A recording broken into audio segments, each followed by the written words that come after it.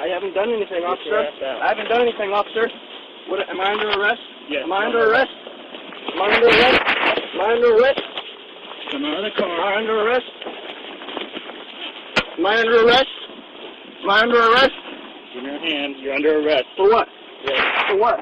Get your ass For out of the what? car. All right, fine. You just get out. Out. What? Out right now. We're not even 2 seconds into this stop, and the officer's already got a taser drawn. But here's where it gets wild. This routine traffic stop ends up becoming one of the most expensive cases and rejection of qualified immunity in modern policing history. Let's break down exactly how that happened. This is a follow-up to the brutal and senseless treatment of a Missouri teenager, carried out by yet another costume clown who swore, like they all do, that he was protecting rights and keeping the streets safe. But just a little reminder, in case you've been fooled into thinking you're actually safe around the boys in blue, in 2017, police killed 9 times more people than terrorists. Wait, scratch that. It wasn't 9 times. It was 39 times. Actually, it's even worse. Cops killed 100 times more Americans than terrorists that year. 100 times. Let that sink in. Makes the phrase homegrown terrorism sound a little different now, doesn't it? So if you think you're protected by that thin blue line, you might want to think again, because you're not. Luckily, this case didn't end in another death. Well, technically it did, until EMTs managed to shock this kid's heart back to life. Now, before we dig into the story, it's worth pointing out something the mainstream media loves to do. They use these brutality cases to push the idea that America's biggest problem is race. But here's the truth. Racism will never be as dangerous or as widespread as authoritarianism. When people start believing that a uniform and a badge give someone moral permission to harass, detain, or kill without consequence, you're no longer living in a free country. You're living in a sick one. A society that cheers on oppression while handing away its own liberty? That's not justice. That's submission. Generally speaking, government officials in the U.S. enjoy broad legal protection, known as qualified immunity. A shield that often keeps them safe from federal lawsuits, even when they violate someone's rights.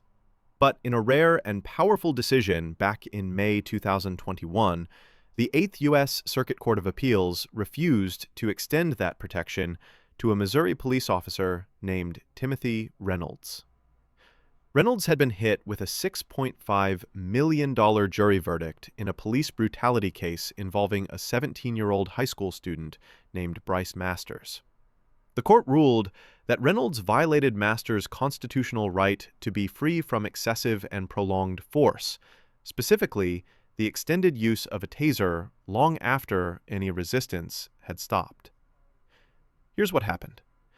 Back in 2014, Bryce was driving through Independence, Missouri, when Officer Reynolds pulled him over, supposedly for a minor traffic issue, but really for what can only be described as a fishing expedition. Reynolds demanded that Bryce roll down his window. When Bryce didn't comply, the officer ordered him out of the car. The teen refused, and that's when Reynolds decided he was in fear for his life. He fired his taser. One barb lodged in Bryce's chest. The other struck his abdomen. The electric current dropped him instantly. But Reynolds didn't stop. He held the trigger for around 20 seconds, the equivalent of 4 full taser cycles, even though Bryce was clearly unconscious and no longer resisting.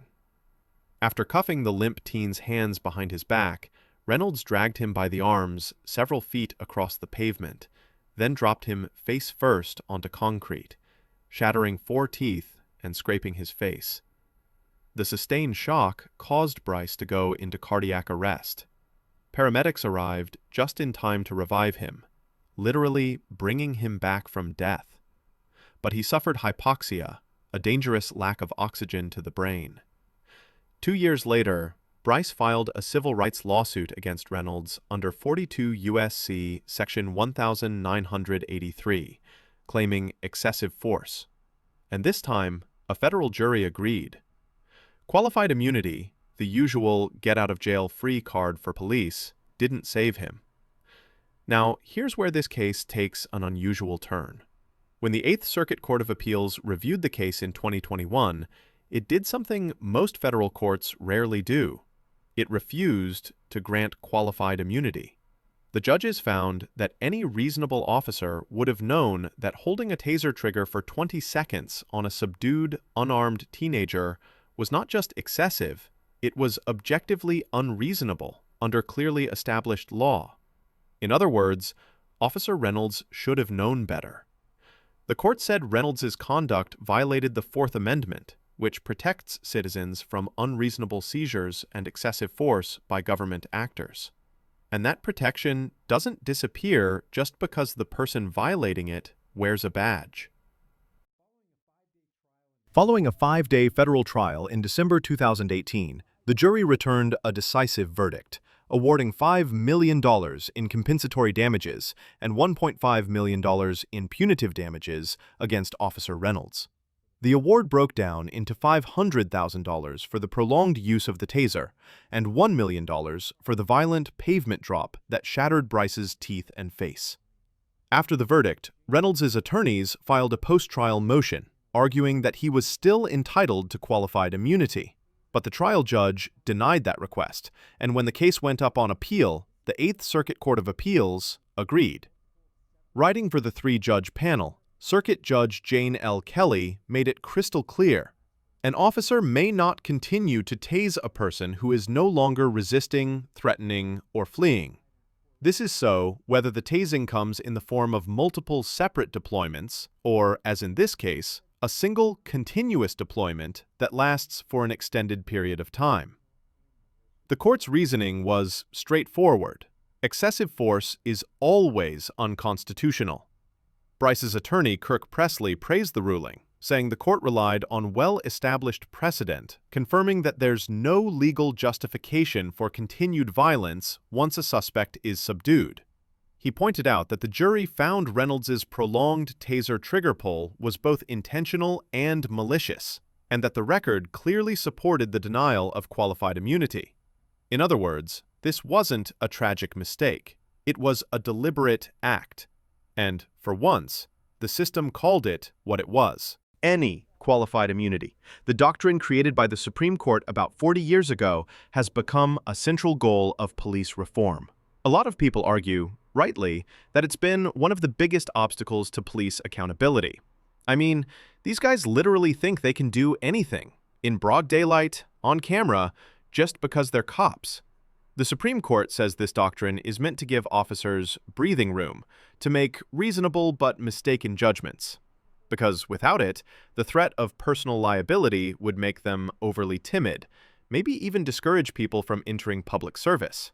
Sorry, this isn't public service. This is state-sanctioned violence.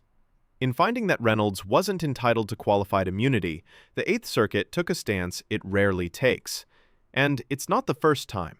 2 years earlier, that same court upheld the denial of immunity to an officer who slammed a nonviolent woman to the ground, breaking her collarbone and knocking her unconscious.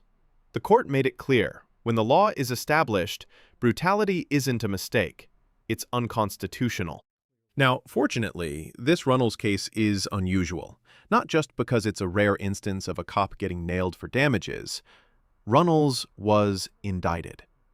Charges: depriving Masters of his civil rights under color of law, and obstruction of justice. Follow-up? After the encounter with Masters, Reynolds was fired from the Independence PD. In 2015, he pleaded guilty to a single deprivation of rights charge. Sentence: 4 years in federal prison. Federal records show he was released December 27, 2019.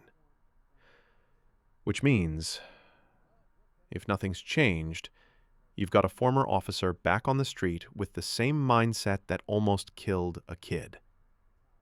And we all know how quickly some departments will rehire low-expectation, order-following conformists who don't mind dishing out brutality. If you got value from this, subscribe, hit the bell, like the video, share it with everyone you know, and don't forget to stay alert, stay free.